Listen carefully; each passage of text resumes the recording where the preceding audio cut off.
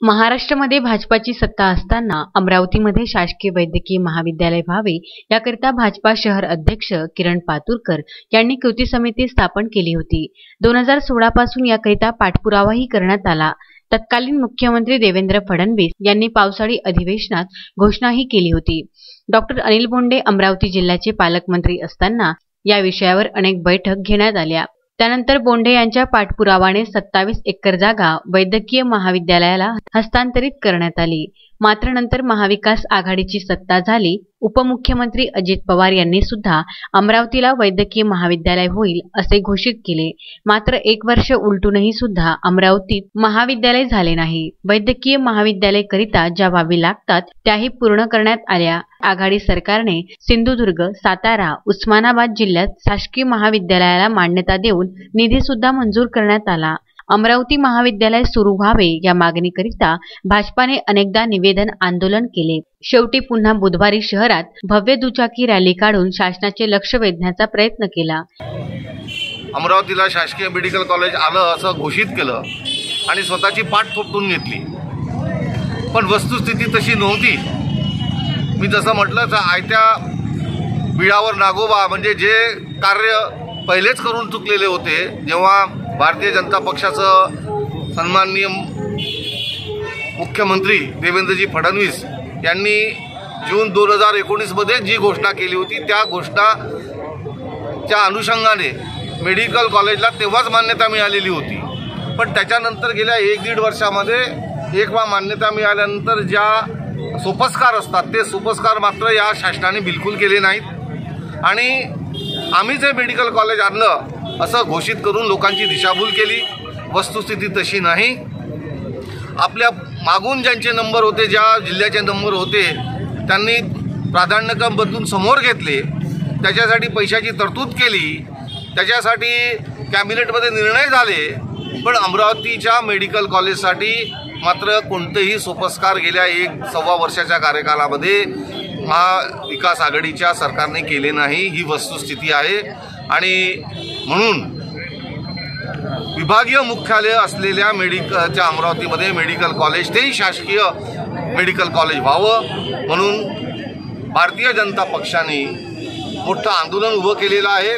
त्या आंदोलनाची पहिली कडी सोमवारी आपल्या सर्वांना माहीत आहे की गाडगेनगर येथील गाडगे बाबांच्या समाधीसमोर सुबुद्धी देव हे आंदोलन आम्ही केलं। दुसरं आंदोलन इथं आहे आणि वेळ प्रसंग आला तर अमरावती बंद करण्याची सुद्धा आमची तयारी आहे।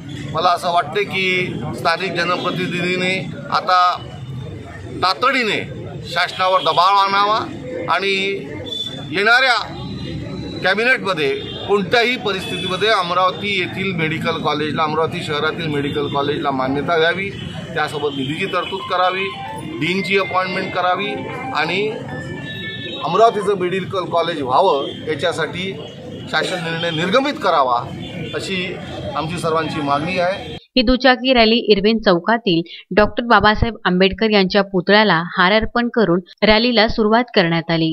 ही रॅली गर्ल्स हायस्कूल ते जिल्हाधिकारी कार्यालयात जाऊन जिल्हाधिकारी शैलेश नवार यांना निवेदन देण्यात आले। अमरावतीत लवकर वैद्यकीय महाविद्यालय व्हावे अशी मागणी यावेळी करण्यात आली। शासकीय महाविद्यालयाला निधी मंजूर करण्यात आले नाही तर आंदोलन तीव्र करून संपूर्ण अमरावती जिल्हा बंद करण्यात येईल असा इशाराही देण्यात आला। या दुचाकी रॅलीमध्ये माजी आमदार डॉक्टर सुनील देशमुख, महापौर चेतन गावंडे, आमदार प्रताप अडसड, माजी मंत्री डॉक्टर अनिल बोंडे, भाजपा शहर अध्यक्ष किरण पातुरकर, उपमहापौर कुसुम साहू, माजी उपमहापौर संध्या टिकले, मंगेश खोंडे, नगरसेविका सुरेखा लुंगारे, सुचिता बिरे, विवेक चुटके, रीता मोकलकर यांच्यासह शेकडो भाजपा पदाधिकारीसह कार्यकर्ते मोठ्या संख्येने सहभागी झाले। अमरावतीमध्ये शासकीय मेडिकल कॉलेज झालं पाहिजे ही जनभावना आहे, परंतु विदर्भाला नेहमी सावत्रपणाची भावना आणि सावत्रपणाची वागणूक देण्यात हे महाविकास आघाडी सरकार समोर आहे। ज्याचं नाव आराखड्यामध्ये नव्हतं त्या सिंधुदुर्गला मंजूर केलं, 100 कोटी दिले, डीन नेमला, प्राध्यापक नेमले आणि ते सुरू होते। त्याच्यानंतर दुसऱ्या बैठकीमध्ये उस्मानाबादला पैसे दिले, परत साताऱ्याला पैसे दिले, परंतु अमरावतीमध्ये जागा अगोदर दिलेली आहे, DMERला जागा हवाला केलेली आहे, परंतु मेडिकल कॉलेज अजूनपर्यंत कॅबिनेटमध्ये घेतल्या जात नाही। अमरावतीची पालकमंत्री, मंत्री, आमदार हे झोपले आहेत का? यांना जाग केव्हा येणार आहे? म्हणजे लोकांच्या भावना यांना समजणार आहे की नाही? देवेंद्रजी फडणवीसांनी शब्द दिला होता आणि त्याप्रमाणे घोषणाही केली होती, जागाही दिली होती, परंतु आचारसंहितेमुळे होऊ शकलं नाही। समोरचं काम यांनी करणं अतिशय आवश्यक आहे आणि म्हणून जर हे मेडिकल कॉलेज या कॅबिनेटमध्ये ठराव घेतला नाही तर संपूर्ण अमरावती आम्ही बंद करू। सर्वांच्या सहमतीनं, सर्वांच्या सहभागानं भारतीय जनता पक्षाच्या वतीनं अमरावती बंद राहील। आमचे शहराचे अध्यक्ष किरणजी पातुरकर यांच्या नेतृत्वामध्ये आम्ही अमरावती बंद करू। त्यानंतर संपूर्ण अमरावती जिल्हा यामध्ये उतरेल। यांनी लक्षात ठेवावं की विदर्भावर होणारा अन्याय आम्ही सहन करणार नाही, अमरावतीवर होणारा अन्याय सहन करणार नाही। मेडिकल कॉलेज व्हावं ही अनेक वर्षापासूनची अमरावती जिल्ह्याची मागणी आहे आणि त्यासाठी कारणही तसेच आहे। अमरावती जिल्हा विस्ताराने फार मोठा आहे आणि आदिवासी, ग्रामीण जनता, गरीब वर्ग मोठ्या प्रमाणात इथं आहे आणि बहुजनांची मुलं इथं शिकली पाहिजे आणि या भागात सेवा देता आली पाहिजे। त्याचसोबत रुग्णांची सेवा सुद्धा इथं चांगल्या पद्धतीनं देता आली पाहिजे आणि त्यासाठी एक मेडिकल कॉलेज होणं इथं आवश्यक होतं आणि अनेक वर्षापासूनची मागणी आहे। त्यामुळं आताच डॉक्टर साहेबांनी सांगितलं, किरण भाऊंनी सांगितलं, त्या पद्धतीनं ग्रामीण जिल्हासुद्धा निवेदिताताई चौधरी आहेत अध्यक्ष, किरण भाऊच्या नेतृत्वात आतापर्यंत हे आंदोलन यशस्वीपणे सुरू आहेच आणि यानंतरही अमरावती शहर बंद झाल्यानंतरसुद्धा शासनाला जर जाग आली नाही आणि हे अत्यावश्यक असलेलं, कारण नागपूर आणि यवतमाळला जाण्यापेक्षा अमरावती सगळ्यांना सोयीचं असते राहण्याच्या दृष्टीने,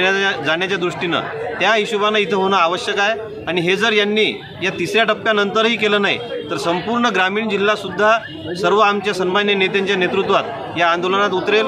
त्यानंतरची सगळी जबाबदारी शासनाची राहील। धन्यवाद। प्रदीप इंगोले, विदर्भ न्यूज, अमरावती।